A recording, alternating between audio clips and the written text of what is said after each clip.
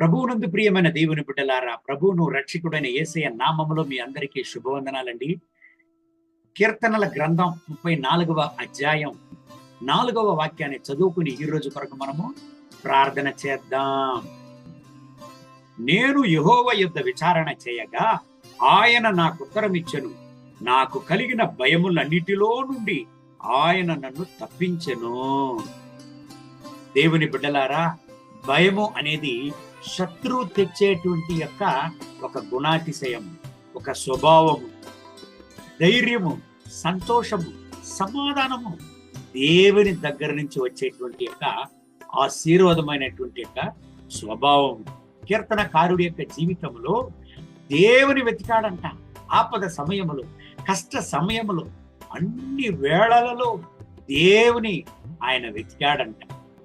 ఈ వాక్యములో ఆయన అంటున్నాడు చూడండి, నేను దేవుని యొద్ద విచారణ చేయగా ఆయన అన్ని భయముల నుండి నన్ను ఆయన విడుదల చేశాను, నన్ను విడిపించను అని ఆయన దేవుని మహిమపరిచి పాడుతున్నాడు.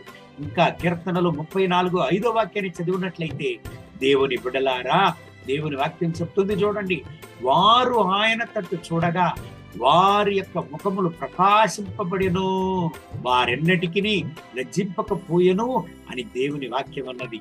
దేవుని బిడ్డలారా, జీవితంలో భయం అనేది సంతోష సమాధానాన్ని చెడుపును. అంత మాత్రం కాదు, మంచి గుణ అతిశయములను, స్వభావములను చెడుపును అనే విషయాన్ని మనము మరచిపోకూడదు. ఎందుకంటే భయం అనేది పరిశుద్ధతకు విరుద్ధమైనది, భయం అనేది పరలోకానికి విరుద్ధమైనది. దేవుని యొక్క భయము మనకు కావాలి, కానీ చెడుతనం గురించి మనం భయపడవలసినటువంటి అవసరం లేదు. ఎందుకంటే మనల్ని కాపాడే దేవుడు మనతో కూడా ఉంటున్నాడు. ఆయన మనల్ని విడుదల చేసే దేవుడుగా ఉంటున్నాడు. ప్రియమైన దేవుని బిడ్డలారా, ఒక కూటానికి మేము వెళ్ళవలసి ఉన్నది. ఒక పెద్ద కూటం, చాలా ముఖ్యమైన కూటం. ఆ కూటానికి వెళ్ళేటప్పుడు ఆ కూటానికి విరుద్ధంగా అనేక అడ్డు ఆటంకాలను తెచ్చేటువంటి యొక్క ఒక మనిషి ఉన్నాడు. దేవుని బిడ్డలారా, ఆ విషయం నా హృదయంలో ఒక భయాన్ని తెచ్చినది. దేవుని సముఖంలో ప్రార్థించాను. నాకు ప్రియమైనటువంటి యొక్క నా ఆత్మీయ తల్లి గారితో ఈ విషయాన్ని నేను పంచుకున్నాను. అమ్మగారు, ఇటువంటి యొక్క కూటానికి వెళ్ళడానికి సిద్ధపడుతున్నాం. చాలా మంది ఆ కూటానికి రాబోతున్నారు. అనేక మంది దేవుని యొక్క సేవకులు ఆ కూటానికి రాబోతున్నారు. ఏమి చేయాలనే తెలియలేదు అమ్మగారు. అనేక ఆటంకాలు వచ్చేదిగా నా ఆత్మలో నేను గ్రహిస్తున్నాను. దేవుడు ఒక అద్భుతం చేయాలి అమ్మగారు అని ఆమెతో ప్రార్థన అంశాన్ని నేను పంచుకున్నాను. నా ఆత్మీయ తల్లి గారు ఏం చెప్పారు తెలుసండి? పాస్టర్ గారు, మనల్ని నడిపే దేవుడు మనతో కూడా ఉన్నాడు. మనం దేవుని సన్నిధిలో ఇప్పుడే ప్రార్థన చేద్దాం. ఆ కూటానికి విరుద్ధంగా వచ్చేటువంటి అడ్డు ఆటంకాలను దేవుడు ఇప్పుడే ధ్వంసము చేయును, భయపడకండి అని ఆమె ప్రార్థించడానికి ప్రారంభించారు. కంటిన్యూగా ప్రార్థన చేశారు. దేవుని బిడ్డలారా, ఆ గొప్ప ఆశీర్వాదమైనటువంటి కూటానికి ఒక బృందముగా, దేవుని సేవకులుగా ఇక్కడ మేము వెళ్ళేసరికి, దేవుని బిడ్డలారా, మాకు ఆటంకంగా ఉండినటువంటి యొక్క వ్యక్తులు ఎవరు అక్కడ ఒక్కరు కూడా లేదండి. ఆ కూటాన్ని మేము ముగించేంత వరకు వాళ్ళ యొక్క పాదాలు అక్కడికి రాలేదండి. కారణం, వ్యాధులతో, బలహీనతలతో వాళ్ళు పడిపోయారు. వాళ్ళ వల్ల నడవడానికి కూడా కానటువంటి యొక్క గిడినెస్ వాళ్ళని చుట్టి ఆ కూటం పక్కనే తల ఎత్తి పెట్టకుండా దేవుడు వాళ్ళని చేసేశారు. నేను అడిగాను, ఎందుకంటే వాళ్ళు ఈ కూటం పక్కన రాలేదు అని అడిగాను. వాళ్ళు ఏం చెప్పినారు తెలుసా? అయ్యో, ఎందుకంటే అడుగుతారు, సరిగ్గా ఈ రోజు ఉదయము ప్రారంభం నుంచే వాళ్లకు బలహీనత అంటే బలహీనత కాదు, పోరాటం అంటే పోరాటము కాదు, పరిగితే వెళ్ళిపోయి హాస్పిటల్లో అడ్మిట్ అయిపోయినారు అని చెప్పారు.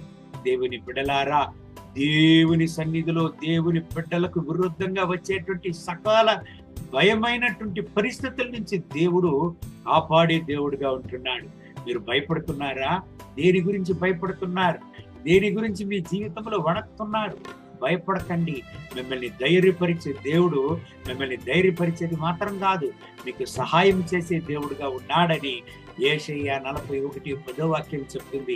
మరణాన్ని గురించి భయమా, వ్యాధిని గురించి భయమా, అప్పులను గురించి భయమా, కుటుంబ పరిస్థితులను గురించి భయమా? భయపడకండి నా ప్రియమైన దేవుని బిడ్డలారా. మిమ్మల్ని ధైర్యపరిచి మీకు సహాయం చేసే దేవుడు మీతో కూడా ఉన్నాడు.